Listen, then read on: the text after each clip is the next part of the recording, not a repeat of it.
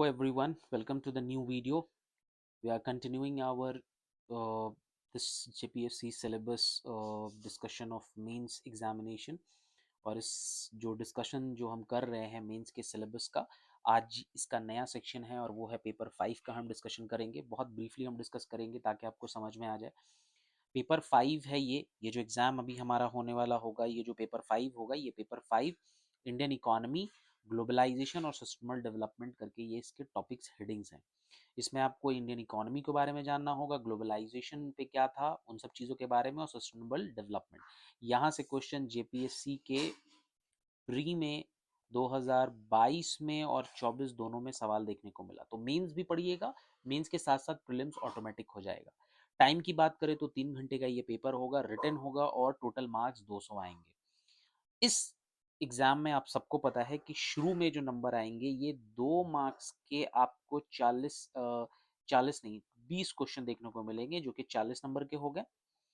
फिर आपको 4 क्वेश्चन और वाले मिलेंगे जो कि 40 नंबर का होगा। तो टोटल ये हो गया 160, और 160 प्लस ये जो 40 मिला करके 200 नंबर हो गया। यानी कि रिटन वाला, ये लिखने वाला 160 नंबर का क्वेश्चन होगा, 40 नंबर का। ईच क्वेश्चन जो होंगे ऑप्शन वाले क्वेश्चन, वो 40 मार्क्स को कैरी करेंगे।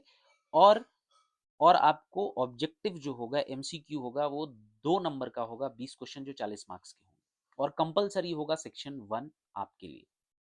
फिर ये जो क्वेश्चंस बोल रहा है, ये जो 20 क्वेश्चंस आएंगे, इसमें भी इसने बता दिया कि जो हम group A B C D करके है जो सेक्शन डिस्कशन किया गया है, उसमें से 6 क्वेश्चन कौन से सेक्शन से आएगा, 4 क्वेश्चन कौन से सेक्शन से आएगा, फिर 4 कौन से सेक्शन से आएगा, इसको भी सिलेबस डायरेक्टली बता रहा है।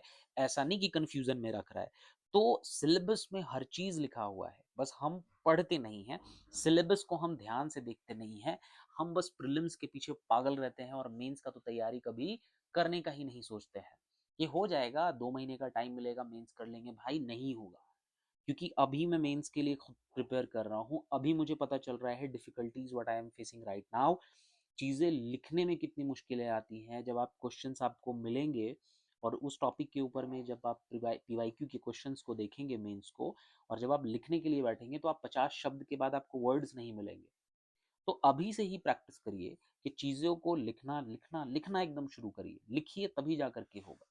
क्योंकि 250-300 का वैकेंसी आ रहा है और 4 लाख 5 लाख फॉर्म भरा रहा है, कैसे वो 250 लोगों को सिलेक्ट करेगा? जो करेंगे, जिनसे क्वेश्चन डुएबल होगा वही करेंगे। मेंस को पढ़िए। इसीलिए मैंने ये सीरीज शुरू की है, ये मुहिम शुरू की है कि इसमें आप जो है मेंस से पढ़ाई शुरू करिए, फिर प्रीलिम्स पे आइए। जब एग्जाम नजदीक आएगा, प्रीलिम्स में एकदम जी जान लगा देंगे हम लोग। ग्रुप ए में हम लोग पढ़ेंगे basic features of Indian economy. ये सिलेबस बताता है हमें इंडियन इकोनॉमी के बारे में क्या जानना है, नेशनल इनकम के बारे में जानना है। नेशनल इनकम क्या होता है, इसका मेथड क्या है, जो हमारे राष्ट्र का आय संपत्ति कहाँ से आ रहा है, क्या मेथड है, और मेथड इसको कैलकुलेट अगर आता है तो कैसे कैलकुलेट करना है। कैलकुलेशन के लिए कुछ कुछ टर्म्स है, जैसे कि GDP, GNP, NDP, NNP, GSDP, NSDP, DDP.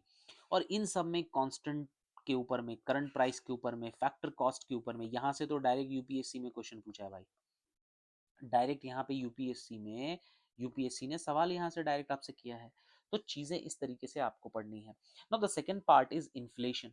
Inflation जो है, इन्फ्लेशन क्या है, महंगाई बढ़ रही है, तो महंगाई का कॉन्सेप्ट क्या है, कंट्रोल इसको कैसे करें, मॉनेटरी, फिस्कल और डायरेक्ट मेजर्स क्या है, ये सारे आप जब बुक्स पढ़ेंगे तो आपको हर एक चीज मिलेगी, आपको डिटेल में घबराने की जरूरत नहीं है। लेकिन इनसे बाहर सवाल नहीं आएगा।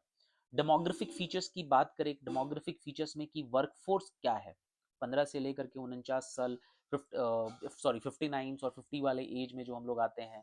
डेमोग्राफिक डिविडेंड क्या कहलाता है, स्पेसिफिक रेफरेंस इसका क्या है, सेंसस जो होता है 2011 में, नेशनल पॉपुलेशन पॉलिसी क्या है, और कैसे हम जो है इकोनॉमी में कंट्रीब्यूट करें अपने डेवलपमेंट को, अपने देश की तरक्की के लिए।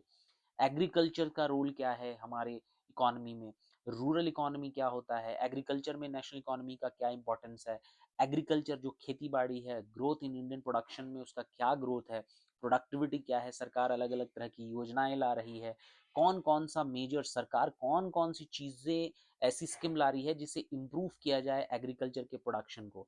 जैसे सरकार ने 60s के टाइम पे ग्रीन रिवोल्यूशन लाया जिससे अनाज की जो पैदावार है वो बहुत बढ़ा। एवर ग्रीन रिवोल्यूशन लाया, पिंक रिवोल्यूशन आया, गोल्डन रिवोल्यूशन आया, येलो रिवोल्यूशन आया, रेनबो रिवोल्यूशन आया, व्हाइट रिवोल्यूशन मिल्क से रिलेटेड आया। डब्ल्यूटीओ का क्या रोल है, डब्ल्यूटीओ क्या है, एग्रीकल्चर क्या है, मार्केटिंग एंड प्राइसिंग। अनाज आपने उगा लिया, अनाज उगाने के बाद आपने खुद के यूज के लिए रख लिया, बट सरप्लस हो गया तो आप क्या करेंगे, मार्केट में ला करके बेचेंगे, तो मार्केटिंग का क्या तरीका है, एग्रीकल्चर इनपुट्स के ऊपर में प्राइसिंग कैसे होता है और आउटपुट क्या है। तो इन सब चीजों में यानी ओवरऑल इकोनॉमी को, इंडिया की इकोनॉमी क्या है, ज्यादातर लोग किस क्षेत्र से जुड़े हुए हैं, प्राइमरी, सेकेंडरी, टर्शियरी, क्वार्टनरी, ये सर्विसेज क्या है, इंडस्ट्री का फंक्शन रोल क्या है, ये सब बहुत सारी चीजें इसके अंदर आती हैं इंडिया की इकोनॉमी के लिए, तो उसमें हम लोग को पढ़ना है। इंडस्ट्रियल इकोनॉमी, इकोनॉमी जो है इंडस्ट्री बेस्ड इकोनॉमी कैसी होती है, तो उसमें पॉलिसी इनिशिएटिव और उसके चार्जेस क्या हैं। पब्लिक फाइनेंस क्या होता है, जैसे कि nature, importance of scope, public finance का क्या क्या इंपॉर्टेंस है, सारी चीजें आपको पढ़नी पड़ेगी।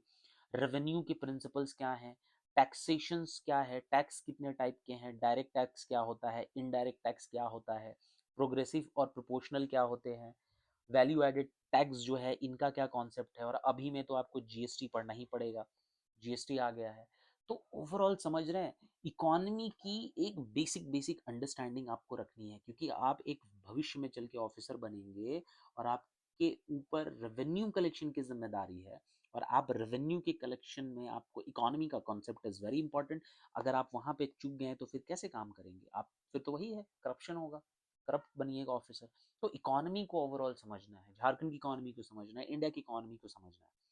पब्लिक एक्सपेंडिचर क्या होता है, पब्लिक एक्सपेंडिचर किसे कहते हैं, काउजेज ऑफ ग्रोथ क्या है, पब्लिक एक्सपेंडिचर का क्या काउज है, इम्पैक्ट क्या पड़ता है इसका इकोनॉमी के ऊपर में।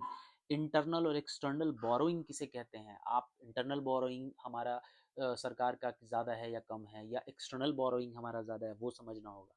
हर बार न्यूज़ में बजट बजट बजट आता है, जैसे घर का राशन लाने के लिए महीने में आप एक बार उठा के लाते हैं राशन की दुकान से, तो बनता है ना आपके घर में कि इस बार चावल आएगा, चीनी आएगा, तेल आएगा, क्या क्या आएगा, महीने भर का खर्चा। उसी तरीके से देश को चलाने के लिए कि डिफेंस में क्या खर्चा आएगा, एजुकेशन में क्या खर्चा इस साल होगा, हेल्थ सेक्टर में कितना खर्चा होगा, स्पोर्ट्स पे कितना देना है, इसरो को कितना देना है, फलाना फलाना बहुत सारा आपको सेक्शन है। उन सब सेक्शन में बजट्स बनाए जाते हैं। तो बजट के टाइप क्या है, परफॉर्मेंस बेस्ड बजट क्या होता है, जीरो बेस्ड बजट क्या है, एफआरएमडी क्या है, इन सब चीज़ों के बारे में आपको अच्छे से डिस्कशन करनी है।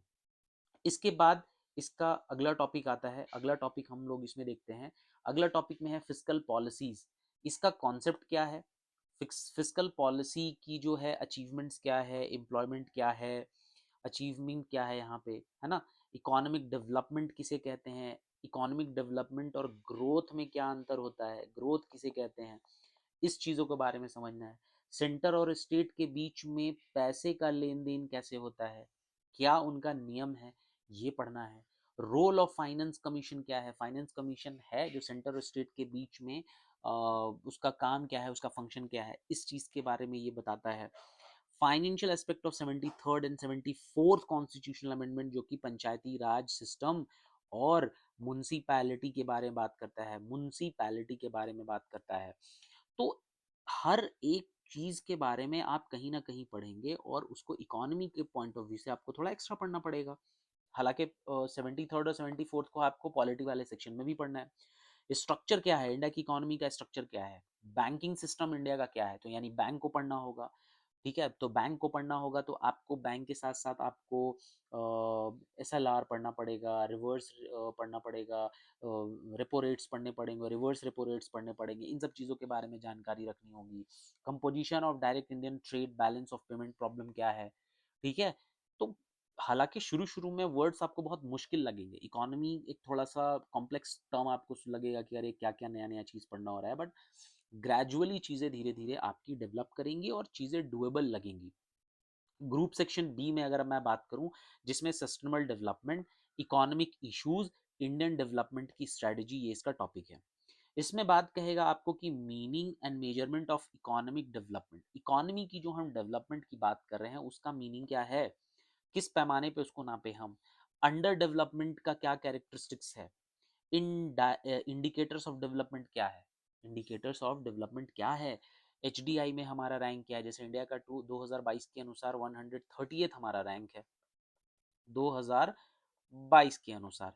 जीडीआई में क्या है, इंडिया एसडीआई प्रोग्रेस में कर रहा है तो उसका पैमाना क्या है, फॉरेन कैपिटल्स का क्या रोल है, technology in growth of economy, economy जो हमारी है इसमें टेक्नोलॉजी का कोई रोल है या नहीं है, टेक्नोलॉजी का हम मदद लेके इकोनॉमी में तरक्की हो रहे हैं या नहीं हो रहे हैं।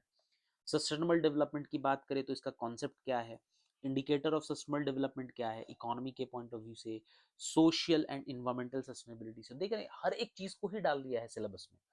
तुम पूछो भाई एग्जाम में कहीं से भी सवाल आ जाएगा, बोलेगा हम तो सिलेबस से दिया है। और अब बात भी सही है, सिलेबस के अंदर से ही चीजें आएंगी, बाहर से आएंगी नहीं, और बाहर से अगर कुछ आया तो वो बोल देंगे कि हम तो करंट अफेयर से पूछ रहे हैं, बट क्वेश्चंस भी डुएबल होंगे। मैं लास्ट में, वीडियो के लास्ट में हो सकता है इसका दूसरा पार्ट आएगा, तब मैं वीडियो में अटैच कर दूंगा पीवाईक्यू मेंस का, देख के आपको क्वेश्चन समझ में आ जाएगा। ग्रीन जीडीपी का कॉन्सेप्ट क्या है, policy for sustainable development in India, ये क्या है, सारे टॉपिक्स को ब्रेक डाउन कर करके पढ़ना है। ऐसा नहीं कि आपको लगेगा कि एक बार में सब पढ़ेंगे हो जाएगा, नहीं, ब्रेक डाउन करके टॉपिक्स को पढ़िए, चीजें डुएबल होंगी। इंक्लूसिव ग्रोथ क्या होता है, आया हुआ क्वेश्चन है, यूपीएससी का क्वेश्चन है ये वाला, इंक्लूसिव ग्रोथ किसे कहते हैं, डेवलपमेंट पॉलिसीज क्या है, सरकार इसके ऊपर में क्या काम कर रही है, 11th और 12th 5 ईयर प्लान क्या है, तो 11 12 5 ईयर प्लान है तो आपको पूरा 5 ईयर प्लान को पढ़िए, प्लानिंग कमीशन को पढ़िए, नीति आयोग को पढ़ना है, ताकि ओवरऑल कॉन्सेप्ट क्लियर हो, क्योंकि प्रीलिम्स के एग्जाम में 5th 5 year plan, 4th 3rd 2 इनसे क्वेश्चंस डायरेक्टली पूछ देते हैं। डेवलपमेंट स्टेटस क्या है, and issue pertaining to socially and economically marginalised section, देख रहे थोड़ा सा सोशल एस्पेक्ट को यहाँ पे इंट्रोड्यूस कर दिया गया है। सोसाइटी में मार्जिनलाइज सेक्शन कौन है, महिलाएं हैं, बच्चे हैं, बूढ़े हैं, कौन है, बीपीएससी का क्वेश्चन है ये, बीपीएससी के एग्जाम में पूछा गया क्वेश्चन कि इकोनॉमिकली मार्जिनलाइज सेक्शन कौन है, या फिर SC, ST, religious minority, woman, backward caste, कौन है, इन लोगों के बारे में जानकारी हासिल करनी है और कैसे इनका हमें डेवलपमेंट करना है और सस्टेनेबल वे में करना है, चाहे रिजर्वेशन का बात हो, चाहे जॉब्स के लिए उनका हो, या फिर पर्टिकुलर स्कीम्स को ला करके हमें उन्हें देना हो, उनको प्रोवाइड करना हो और उनके ग्रोथ और डेवलपमेंट की बात करनी हो। स्कीम्स इंपॉर्टेंट टॉपिक है जो लॉन्च किया गया, development of central state government, सरकार, केंद्र की सरकार कौन कौन से स्कीम चला रही है, चाहे वुमन हो, गर्ल चाइल्ड के लिए हो, बैकवर्ड क्लास के लिए हो, अभी पर्टिकुलर वल्नरेबल ट्राइबल ग्रुप्स के लिए अभी स्कीम चलाया जा रहा है, रेलवेज का अलग से स्कीम आ रहा है, फार्मर्स के लिए अलग से स्कीम आ रहा है, बूढ़े लोगों के लिए अलग से स्कीम आ रहा है, उन सब स्कीम के ऊपर में एक बार नज़र को रखना है। जिस तरीके से आपने पढ़ा इन्फ्लेशन, वैसे ही पावर्टी और अनएम्प्लॉयमेंट को आपको पढ़ना है, इसके साथ साथ इनइक्वालिटी को भी साथ में पढ़ना है। मेजरमेंट क्या है, पॉवर्टी क्या होता है, इसको मेजर करने का क्या तरीका है, आइडेंटिफाई कैसे करें, बीपीएल फैमिलीज जो बिलो पॉवर्टी लाइन कैसे माना जाता है, क्या तरीका है, ठीक है, किसको बेस मान करके किया जा रहा है, और multi dimensional Indian poverty index क्या है, इसको नापा कैसे जाता है, इसका फीचर्स क्या है, क्या इसके बेसिस हैं, इस पे समझना है। फूड एंड न्यूट्रिशनल सिक्योरिटी क्या है, भारत की सरकार अगर लोग गरीब हैं तो उनको किस तरीके से हमें प्रोटेक्शन देना है, कैसे नेशनल सिक्योरिटी प्रोवाइड करनी है फूड के मामले में। तो ट्रेंड्स इन फूड प्रोडक्शन, क्या इंडिया में फूड प्रोडक्शन हो रहा है, राइस का, मेज का, शुगर में, कैसे चीज़ों में हो रही है, उन सब चीज़ों के बारे में देखना है, क्योंकि यूपी जेपीएससी वाले इस एग्जाम में आपको बार बार इस वाले सेक्शन को अगर आप पढ़िएगा, शुगर केन से हमेशा सवाल पूछ देगा, शुगर केन के बारे में, शॉर्ट ड्यूरेशन है, लॉन्ग ड्यूरेशन है, डिजीज पूछ देगा, ये सारी प्रीलिम्स के यहाँ से फैक्ट क्वेश्चन बनते हैं। प्रॉब्लम क्या है फूड सिक्योरिटी का, फूड सिक्योरिटी एक्ट 2013 में आया, क्या था उसका, फीचर्स क्या थे, प्रॉब्लम और इशू क्या है स्टोरेज में, बफर स्टॉक क्या होता है, प्रोक्योरमेंट, डिस्ट्रीब्यूशन, इंपोर्ट एक्सपोर्ट, सरकार को कोई चीज़ अगर खरीदनी है, जैसे पल्सेस, हमें पल्सेस बाहर से खरीदना पड़ रहा है, तो सरकार कहाँ से ले रही है, कौन कौन सी पल्सेस ले रही है, पल्सेस के लिए क्या कोई स्कीम है या नहीं, सरकार कोई चला रही है योजना या नहीं चला रही है, उसके बारे में जानकारी हासिल करनी है। गवर्नमेंट पॉलिसीज और स्कीम के बारे में हमें पढ़ना है, पब्लिक डिस्ट्रीब्यूशन सिस्टम पढ़ना है, आईसीडी पढ़ना है, मिड डे मील स्कीम के बारे में जानकारी हासिल करनी है, मिड डे मील स्कीम कब शुरू हुआ, क्या चैलेंजेस है और इसको हम कैसे आगे बेहतर बना सकते हैं। Government policies for food and nutritional security, जैसे हमने गोल्डन राइस का सुना, फोर्टिफिकेशन ऑफ राइस का सुना, तो करंट अफेयर के साथ इसको लिंक करके पढ़े। प्लानिंग स्टडीज क्या है, 5 ईयर प्लान्स क्या है, 1 से लेकर के पूरा 12 तक पढ़ना है। नीति आयोग का पढ़ना है, प्लानिंग कमीशन पुराने वाला उसको पढ़ना है। नीति आयोग को तो भूलना नहीं है, नीति आयोग को पढ़ना है, ठीक है, थिंक टैंक है ये सब सरकार की। डिसेंट्रलाइज्ड प्लानिंग, मीनिंग इसका क्या है? डिसेंट्रलाइजेशन का मतलब क्या होता है? पावर का डिस्ट्रीब्यूशन, चीजों का, रिसोर्सेज का डिस्ट्रीब्यूशन। इंपॉर्टेंस इसका क्या है? PRI and decentralised planning major initiative in India, और कौन कौन से इनिशिएटिव ऐसे सरकार, हमारी भारत की सरकार ले रही है, राज्य की सरकार ले रही है, जिससे लोगों का वेलफेयर हो सके, लोगों की भलाई हो सके, ठीक है। तो यहाँ तक अभी तक हमने डिस्कशन किया, ठीक है। ग्रुप सी का डिस्कशन हम लोग कल के वीडियो में करेंगे, ये वीडियो लंबी हो जाएगी, तो कल के वीडियो में सी और डी को डिस्कशन करेंगे और पीवाईक्यू मेंस का अटैच कर दूंगा। सो आई होप इकोनॉमी थोड़ी बहुत मुश्किल होगी शुरुआत में, फिर धीरे धीरे डुएबल होगा। कल के ही वीडियो में मैं बता दूंगा कि बिगनर्स के लिए और कैसे कैसे आपको इसमें मटेरियल्स को फॉलो करना है। वीडियो अगर आपको इन्फॉर्मेटिव लगी हो तो वीडियो को लाइक करें, शेयर करें, और जिनके